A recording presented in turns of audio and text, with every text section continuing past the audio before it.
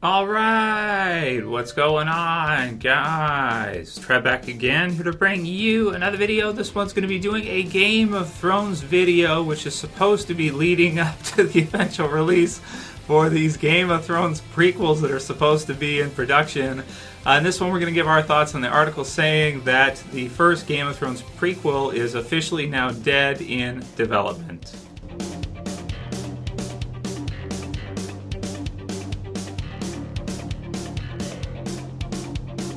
Alright, so link will be in the description for you guys. You can go ahead and check this one out. TV Web has it. I want to thank WizKids for sending it to me. He pointed it out about the Game of Thrones prequel, which we all were, well, I don't know, maybe we all weren't, but many of us who were Game of Thrones fans out of the, 8 or 9 years, if you count the year off that HBO did the Game of Thrones series, were pretty excited to see. We were hoping to see a really good kind of prequel series where they were going to put some effort into it. They were going to do something along the lines of what they did with Game of Thrones and try to continue to use that license that they have, of course, at HBO and, make more Game of Thrones for fans. Because I think that's what everybody wanted when Game of Thrones kind of ended off. First of all, most of us thought the ending was terrible. Some people liked the ending, but I thought the ending was terrible for the franchise. I thought it was terrible for the series, and also because it makes it really hard for them to do any sequels if they ever decide they want to do it. It really wraps things up in kind of a dark way right at the end, and it's kind of a big twist right at the finale. So a lot of people were really, really disappointed with the finale and the way Game of Thrones ended off. So here's what it says. It says, Game of Thrones prequel is officially dead at HBO. It says, it's official. HBO just killed the Game of Thrones prequel. Game of Thrones fans just can't seem to catch a break. It's come to light that HBO has scrapped plans for a prequel series based on the works of George R.R. Martin. This prequel, which was going to take place thousands of years before the events of the hit fantasy series, was set to include a massive cast led by Naomi Watts. After filming a pilot, the premium cable network decided not to move forward with this particular show. However, the world of Westeros will likely live on at HBO in some form or another. So that's what TV Web, I think that's their kind of commentary on it.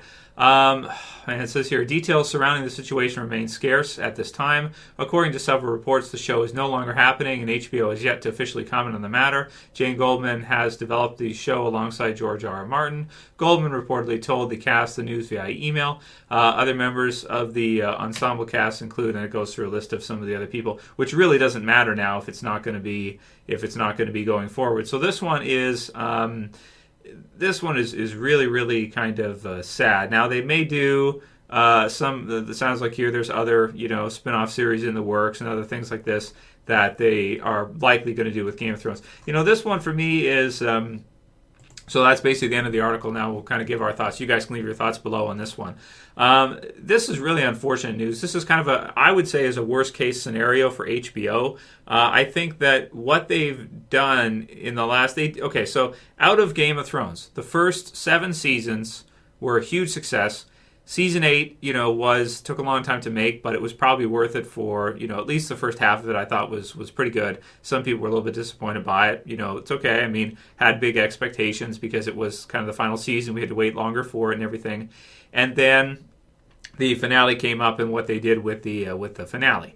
In the last couple of years for Game of Thrones, I think HBO has absolutely, completely botched their use of this license. If you look at what The Walking Dead, for example, is doing, they've got the original series still running, and even if there aren't as many people watching it, it's still there. Then they're doing the Walking Dead movies. They've got Fear. They've got another spinoff they're going to do. Now, that's using a license. You're taking it, and you're producing a lot for your fan base.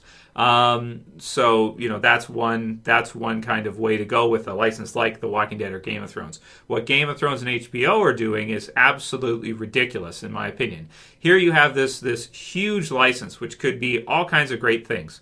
You could do movies with it. You could do TV series with it. You could literally creatively do just about whatever you want with it. And if it's not in the original canon series, it's really not going to affect how people view that original series anyway. Like if you finish off the first Game of Thrones, you do a prequel, maybe you say, okay, maybe it's not as good as Game of Thrones was. Probably nobody expects it to be as good as the original Game of Thrones would be. And here we find out that they do kind of a pilot for one of these prequel series that they were going to do, and there's supposed to be a few of them.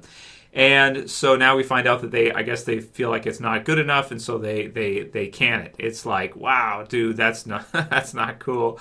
I mean, personally, for me as a fan, I think pretty much, as long as it's not absolutely horrendously terrible, almost anything is better than nothing. And the fact that the way they ended off Game of Thrones and the way they're doing this, it's really just taking this license that at one time was probably a more valuable license than almost any other in all of television. Probably more valuable than The Walking Dead during season 6 and 7, and then when 8 started off. I mean, event type of stuff.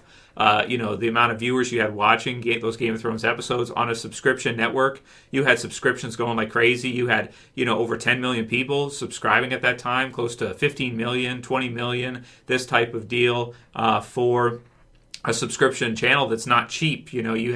So in my opinion, what they have done creatively with Game of Thrones is probably not $1 million droppage. It's probably not $1 million mistake. It's probably $1 billion mistake if you think about it. If you think about possibly doing a movie, which some of these movies, maybe your budget's 100, 200, 300, but then some of like the Disney stuff, for example, with Marvel and that, you're doing. And I think Game of Thrones could be like that. I don't see why it couldn't be maybe half of what you could have some of these big budget blockbuster movies do, or things like this. I mean, just remember the amount of hype that it had around the series at that time, and the fact that they botched the ending so bad. They allowed D&D to just have everybody just kill each other in this bleak, disgusting, dark way that was just depressing to watch through.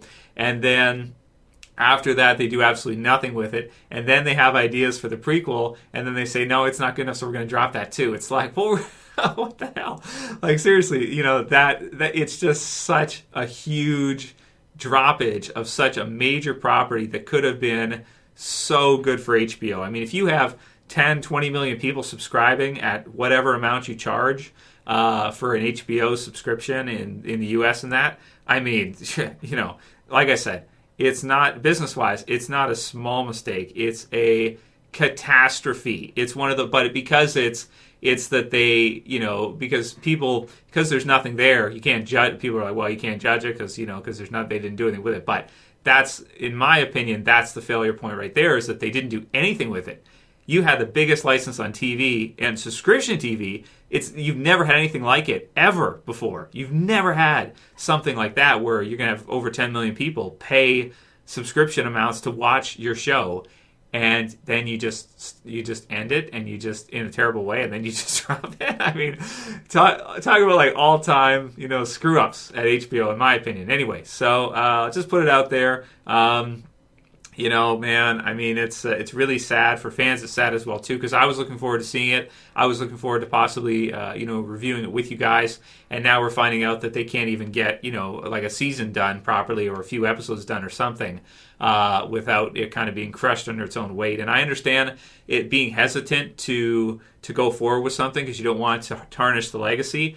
But what's worse than that is that you go forward with nothing. And, the legacy's somewhat already tarnished by the way Season 8 kind of ended off and the way Game of Thrones actually ended anyway.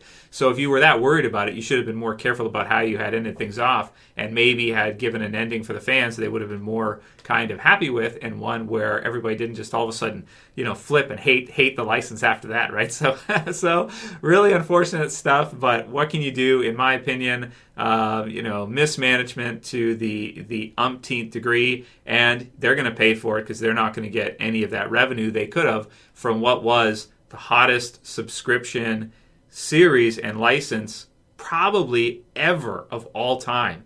And they just all-time botch, in my opinion. So that's the way I see it. Let me know what you guys think. Leave your comments below. HBO just can't do anything right, in my opinion, in the last few years for Game of Thrones. Not since season 7, they just haven't been able to get it straight, to realize what they have, to realize that, if you let it go, especially in that way, and then you try to, it's like, I don't know, man. It's almost like whatever you have to do, don't let that thing slip, and don't tarnish its legacy. And I think what they're doing is exactly that, in my opinion. If you guys like this video, please thumb it up below. You can share, you can favorite, and you can subscribe at the bottom left. If you're new, that's it for this one. See you guys again soon for another video. As always, this is Trev saying peace later, guys. See you soon.